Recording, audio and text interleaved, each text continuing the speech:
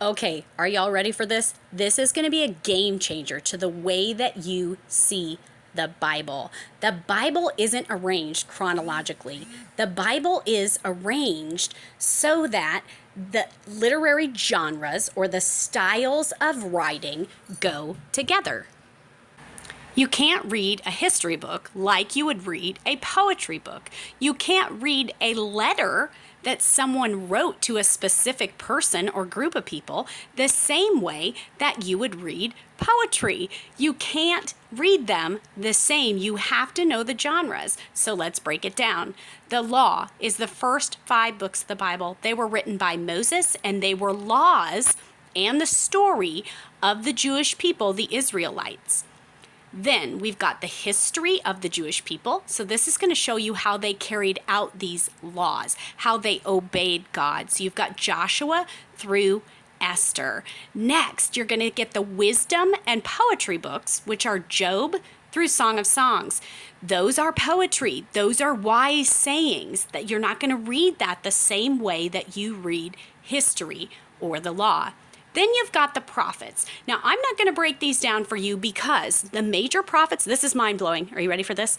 The major prophets and the minor prophets, there isn't one more important than the other. Boom, did your brain just explode? Right? There is not one more important than the other. The reason why they're called major prophets and minor prophets is only because their book is longer.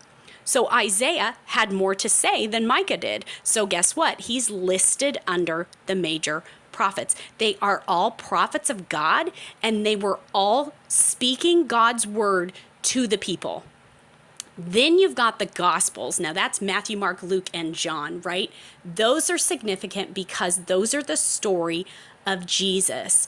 Now we've got Paul's letters, and that's Romans through Philemon, and those are important because Paul, the Apostle Paul, was writing letters to specific people.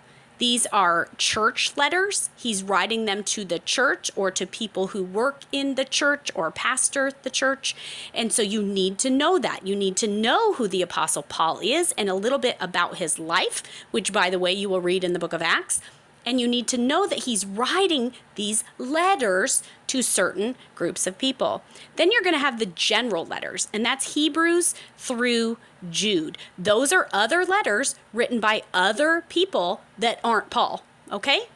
Then you're going to have the prophecy, which is Revelation. And believe it or not, Revelation is also a letter at the same time. It's a revelation. And you're going to have history, which is Acts. So Acts comes after the Gospels, and it is the history of Christianity. So it's a very important book. So that is how you break them down. It's super important that you know what kind of book you are reading so that you can understand how to read it.